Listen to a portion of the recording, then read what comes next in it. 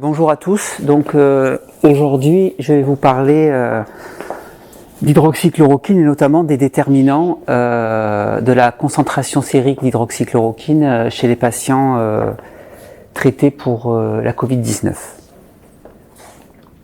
Alors juste pour introduire l'objectif de la question que nous nous sommes posée, c'est donc nous sommes partie en fait de la publication de Mathieu Millon sur la première série de 1061 patients traités par l'association hydroxychloroquine azithromycine, où nous avions constaté chez les patients qui avaient un faible pronostic clinique une concentration en hydroxychloroquine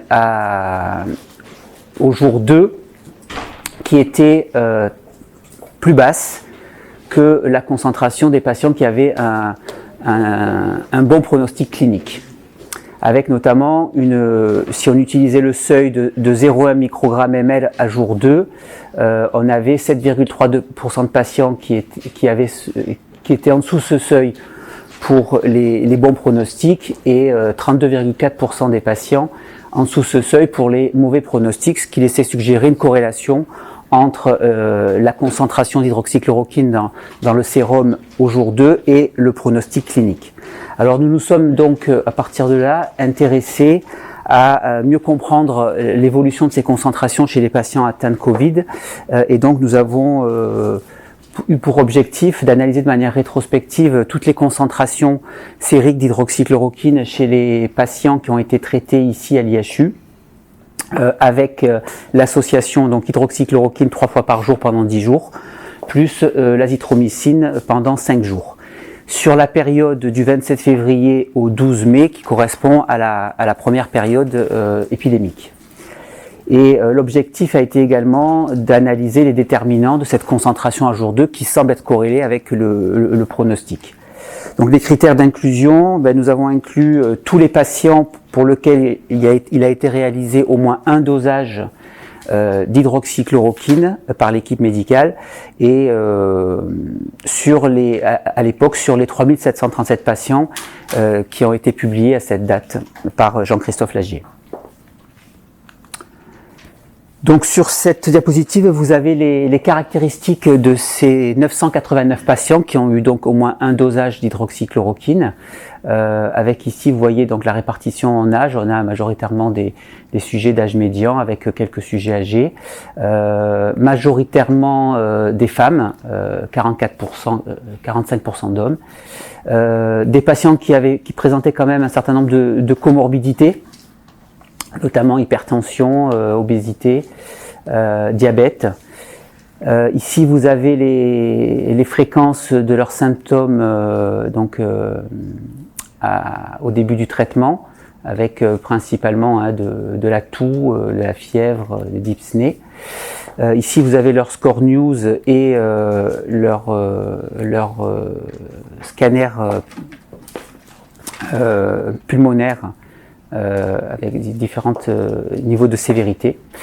On a pu également avoir et rechercher dans la base de données les informations sur l'indice de masse corporelle pour 186 patients sur les 989 et également on avait toutes les comédications pour 793 patients sur les 989. On a également regardé tous les paramètres biologiques à l'initiation du traitement, donc en baseline, donc on s'est intéressé aux plaquettes, aux lymphocytes, au potassium, au débit de filtration glomérulaire, à la CRP, aux globules rouges, à l'hémoglobine, aux globules blancs, aux polynucléaires neutrophiles, basophiles, et puis au dédimère. Dans cette population de 989, les outcomes, on avait 13% de mauvais pronostics cliniques, avec principalement des hospitalisations de plus de 10 jours. Donc sur cette diapositive, vous voyez la répartition des différents dosages d'hydroxychloroquine en fonction du temps après le début du traitement. Donc il y a eu des dosages qui ont été faits à différents temps. Et on voit que le dosage AJ2, on a 297 patients qui ont eu ce dosage AJ2. Sur les autres temps, on avait bien sûr des dosages moins fréquents, c'était plus au cas par cas. Et donc par contre, ça peut nous donner une estimation effectivement de l'évolution des concentrations sériques d'hydroxychloroquine en fonction du temps. On voit donc une augmentation progressive de cette concentration sérique en fonction du temps entre le jour 1 et le jour 11, où on atteint le maximum.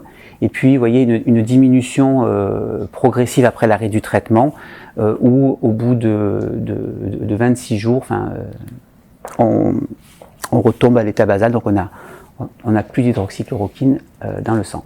On a quand même eu la surprise d'avoir trois personnes qui étaient des outliers, c'est-à-dire qu'il y avait des concentrations très importantes. On s'est intéressé à ces 3 cas. Donc le premier cas, c'est une concentration importante au-dessus de la normale pour une patiente de 65 ans à 0,8 microgrammes ml. Nous n'avons pas d'explication pour cette concentration élevée, sachant que cette patiente a eu un bon pronostic, n'a pas eu d'effet indésirable et n'est pas décédée. Et puis on a eu 2 autres concentrations qu'on a retrouvées anormalement élevées à des jours 14 et 15, donc là normalement après l'arrêt du traitement. Pour le premier cas, au J14, c'est une femme de 37 ans qui, vous le voyez, a eu un bon pronostic et en fait était une patiente qui était déjà traitée par hydroxychloroquine dans le cadre de son lupus. Donc il est probable qu'elle ait eu des concentrations plus élevées que les autres, mais elle a très bien toléré son traitement. Et puis le troisième cas, c'est une femme de 89 ans qui a eu donc vous voyez différents dosages d'hydroxychloroquine à différents temps, et donc au J15 elle avait toujours une concentration élevée, et en fait en regardant le dossier, cette patiente était en progression, avec une charge virale qui était toujours persistante et des syndromes de détresse respiratoire, et l'équipe médicale avait décidé de continuer à traiter. C'est pour ça que ces concentrations à J14 étaient anormalement élevées par rapport au reste de la population. Nous nous sommes intéressés également à l'impact de ces concentrations par rapport à la toxicité. Et donc dans les 3700 patients que Jean-Christophe Lagier avait étudiés, on avait noté à l'époque 20 patients qui avaient eu une prolongation de QT, sans toutefois détecter de torsade de pointe. Et donc on a comparé les concentrations chez ces patients-là versus chez tous les autres patients qui n'avaient pas eu d'allongement du QT, et on ne trouve aucune différence dans les concentrations entre les deux groupes, suggérant qu'il n'y a pas de lien direct entre la concentration et cet effet indésirable. On a également constaté dans cette population qu'il y avait 3% de patients chez qui on n'avait pas pu détecter l'hydroxychloroquine au jour 2, alors que pour ces mêmes patients, on a pu détecter l'hydroxychloroquine dans leur sérum sur des jours suivants, suggérant que certains d'entre eux étaient moyennement adhérents à leur traitement ou avaient démarré leur traitement de manière un peu retardée. Nous avons également noté, et ça c'est important par rapport à la publication de Mathieu sur les 1061 patients, qu'on avait donc presque 20%, 18,5% de patients qui avaient des concentrations AJ2 qui étaient inférieures au seuil de 0,1 microgramme ml à jour 2, sachant que ce seuil, juste pour rappeler, on a pu montrer dans la publication qu'il était discriminant entre les deux populations, le mauvais pronostic, le bon pronostic, et c'est un seuil qui avait été également mis en évidence par la Société française de pharmacologie et thérapeutique et la NRS dans un groupe de travail national sur l'étude de ces concentrations à atteindre dans les patients Covid, chez les patients Covid. Donc ici, vous avez les critères baseline qui sont corrélés avec cette concentration AJ2. On retrouve un impact de l'âge en univarié. On retrouve un impact de l'âge où les patients de plus de 64 ans ont des concentrations plus faibles que les patients un peu plus jeunes. On retrouve également de manière très significative un impact du sexe. Les femmes ont une concentration plus élevée que les hommes. On n'a pas retrouvé d'impact des comédications, que ce soit plus de 5 médicaments ou plus de 8 médicaments co-prescrits. Il n'y a pas de différence significative. Par contre, on retrouve un impact des comorbidités, et surtout pour les patients qui ont 2 comorbidités ou plus, où là les concentrations sont significativement plus faibles que chez les patients qui n'ont pas de comorbidité ou qui ne présentent qu'une seule comorbidité. Ici à droite, vous avez les corrélations entre les paramètres biologiques que l'on a recueillis et la concentration en hydroxychloroquine à J2, et vous voyez un impact, une corrélation importante et positive du taux de plaquettes, qui est très significatif. On retrouve également les lymphocytes qui sont presque significatifs. On retrouve également le débit de filtration glomérulaire qui lui est également presque significatif. Et puis vous voyez qu'on retrouve également l'hémoglobine qui est presque significative. Alors les cellules sanguines de la lignée blanche ont une corrélation positive qui est significative également, principalement due aux basophiles, et puis une corrélation significative également avec les D-dimères avec un petit p à 0,04. Ça, c'est des données qu'on avait pour les 297 patients. Par contre, on a également regardé l'impact de l'indice de masse corporelle, que l'on disposait uniquement pour 39 patients qui avaient eu un dosage d'hydroxychloroquine. Et là, on a retrouvé également une corrélation négative entre l'indice de masse corporelle et la concentration en hydroxychloroquine à J2. Lorsqu'on a analysé toutes ces données en analyse multivariée, donc sur les 297 patients, alors on a utilisé deux méthodes. La première, c'était d'utiliser le fameux seuil de 0,1 microgramme ml à J2, et la deuxième, c'est de faire une régression linéaire sur les concentrations d'hydroxychloroquine. Alors dans les deux cas, on trouve exactement la même chose. Il ne sort que 3 paramètres qui restent consistants en analyse multivariée. Le sexe, les femmes ont donc un facteur, un odds ratio à 2,29, donc ont des concentrations plus importantes que les hommes, de manière très significative, vous voyez ici comme ici. Le nombre de comorbidités ressort indépendant aussi, avec une valeur significative, avec un odds ratio à 0,16 lorsqu'on a 2 comorbidités ou plus. Et puis vous voyez que si on prend la référence des plaquettes, et notamment avec la valeur à 150, eh bien, on a un odds ratio à 0,21 lorsqu'on est lorsqu'on a des valeurs inférieures à 150 de manière très significative. Et donc c'est aussi vrai pour ce seuil que pour la régression linéaire. Vous voyez les significativités ici qui sont les mêmes. Donc en conclusion, ce que l'on peut dire, c'est qu'on a quelques patients pour lesquels on a des concentrations qui sont très faibles à J2, inférieures à 0,1 microgramme ml, voire indétectables, et cela peut être dû à soit une non-adhésion à la prescription médicale, qui peut inclure même un délai dans la prise des médicaments, ou pour certains probablement une non-adhésion complète, ou alors à des problèmes d'absorption digestive ou de distribution, et je rentrerai dans le détail sur cette distribution tout à l'heure. En ce qui concerne la non-observance, on l'a estimé chez nos patients à 2,5%. Donc l'analyse multivariée nous permet de retrouver 3 facteurs qui sont indépendants sur la concentration, qui semblent influencer la concentration, en tout cas qui sont corrélés avec cette concentration à J2. Alors si on fait le lien avec la littérature, on a une étude qui a été publiée en 2015 chez les patients qui étaient traités par hydroxychloroquine chez les patients qui avaient un lupus. Et donc dans cette étude-là, le sexe n'a pas été associé à des concentrations plus importantes chez la femme en analyse multivariée, alors qu'il l'avait trouvé en univariée, suggérant qu'il y a peut-être des facteurs inconnus qu'on n'a pas étudiés qui peuvent influencer sur le sexe.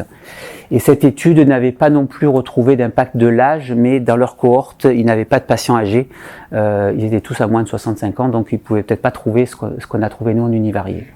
Par contre, de manière très intéressante, ils ont trouvé un lien très important avec les plaquettes et les neutrophiles.